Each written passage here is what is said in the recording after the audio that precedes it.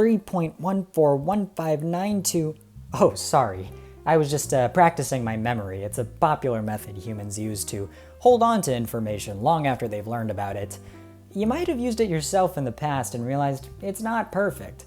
Oftentimes we forget basic things like not killing each other.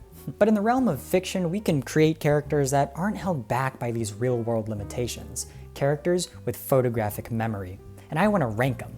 I'll be assessing our contenders based on the extent of their photographic memory, how important it is to the show in which they reside, and also their personality outside of this ability, because it wouldn't be a YouTube video without some cheap criticism. To kick off the list is one of my favorite characters, Shawn Spencer from the cult classic Psych, an energetic jack of all trades. From a young age, Shawn's observational skills were trained by his father, which, when paired with his gifted memory and deductional prowess, make him one of Santa Barbara's finest. After finding himself in a bit of trouble with the police, however, he uses his quick thinking to pass himself off as a psychic and walks away scot-free. He then goes on to routinely work with the police under this facade alongside his best friend Gus. Shawn Spencer is such an iconic photographic memory character, or eidetic as I will refer to them henceforth. He's able to remember all of the little details in his surroundings with his eyes closed, and can recite events from decades before with stunning fidelity. Is it obvious I'm biased? He's also got such a swagger about himself,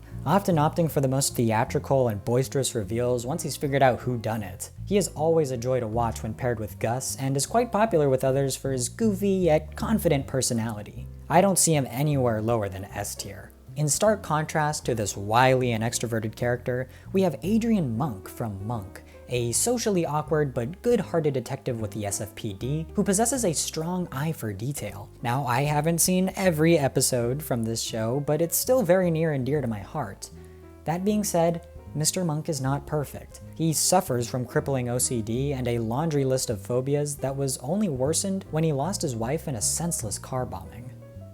So that's gonna lose him a few points. But honestly, I really appreciate this angle on the eidetic.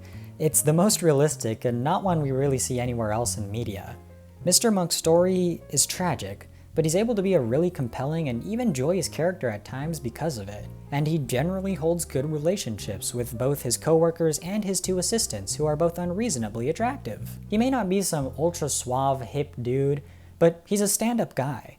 That grants him an A tier at least. Next up is Mike Ross from Suits. Now, I'm gonna be honest, I haven't watched the last 2 seasons, but he's not even in it, so I think I'm still at liberty to speak on this, right? Mike Ross is a brilliant burnout pothead who makes a living taking LSAT exams for others in exchange for pay, but after a marijuana trade gone bad, he miraculously ends up in the hands of Harvey Specter, a big-time lawyer from Pearson Hardman, which later becomes Pearson Darby, which later becomes Pearson Darby Specter, which is later shortened to Pearson Specter. I'm not kidding.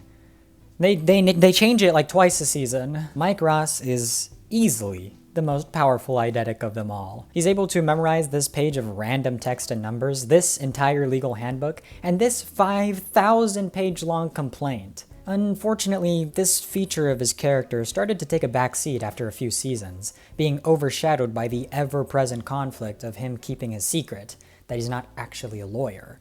So, as stunning a character as he is, he's gonna lose a few points on this assessment. It's looking like a B tier for me. Okay, looks like we have Nash Bridges from Nash Bridges. Now, I only watched the first episode because that's all that was free on Prime Video, but I still think my opinion matters on this. Right? Nash Bridges is a cop based in San Fran who has a photographic memory. But if he didn't, the show would be exactly the same. He's able to recite the address of someone, supposedly important, in the first episode, but other than that, it doesn't really make a difference. I guess it kinda speeds up the process a little bit. I mean, that's basically dropped him to D tier already, right? But we still need to evaluate his personality.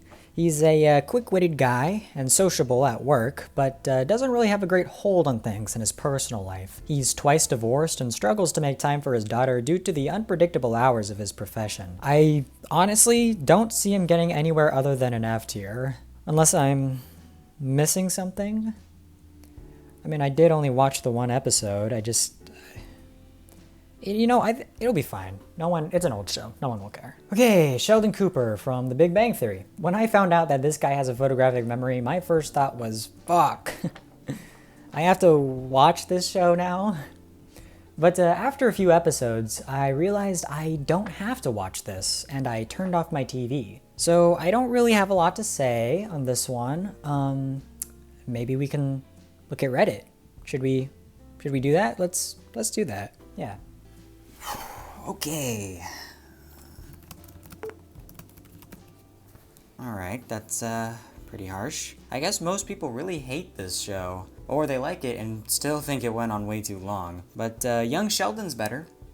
So... C tier? I hope I'm not offending anyone. Doogie Howser, okay, yeah, boy doctor at 12 years old. And he's played by Neil Patrick Harris. I mean, that on its own should warrant an S tier, surely. Zach Addy from Bones. I mean, you're looking at Bones. What is there to remember? The femur was exactly 17.4 inches long. Who cares? Angel from Buffy the Vampire Slayer. I guess I'm just wondering, like, how that would be helpful when killing vampires? Oh no, he is a vampire. Who can cook and speak many languages? Aren't they immortal? Okay, apparently like 3 of the Justice League members have a photographic memory. They're superheroes. How am I supposed to place them on this assessment? Am I really gonna say that Mr. Monk is more powerful than the Man of fucking Steel? That'd actually be pretty funny. Hannibal Lecter. Yeah, okay, iconic photographic memory. Not that I've ever seen Silence of the Lambs. No, I live under a roof. In a house. SpongeBob. Bucking SpongeBob has a photographic memory. And soul manipulation. What does he need this for? Is it that hard to cook a Krabby Patty? Okay, so I seriously underestimated the amount of eidetics on television. I thought it was kind of a niche subgenre, but there are still dozens of characters I have yet to mention. Egan from Manifest, or Fox Mulder from The X-Files. They're both examples of shows and characters that are not really that obscure, but I've still never seen them. And I don't want to be the guy that shits on your favorite show just because I don't know any better. I guess I just wanted to talk about some of my favorite shows, a lot of which happen to have an eidetic of some sort. I don't know why that is. I remember asking my parents to quiz me on my surroundings with my eyes closed, because I wanted to be like Shawn Spencer. I thought he was the coolest guy ever. I was obsessed. And maybe it's not just me. I mean, why do we continue to write all these characters with the same ability? Do we really think it enhances the plot just by sheer wow factor?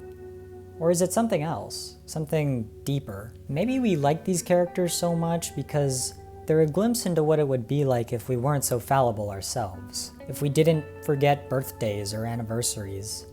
If we could surprise our loved ones with the things they forgot they wanted. If we could fight crime or take down injustice with only our wits and resolve. Maybe it's because we'd like to believe that someone is going to remember us when we're gone and look back fondly. I like to believe that. I like to think that these characters serve as reminders that our memory is fleeting, running away faster than we can catch up with. But that doesn't have to be such a scary thing. I mean, knowing that our time is limited or our experiences are fragile should give us more reason to cherish and celebrate them. I'm glad that I forget sometimes. It motivates me to be more present and more thoughtful, because I know that one day I won't be able to. So, if you'll excuse me, I have to practice my memory. 3.14159265358979323846.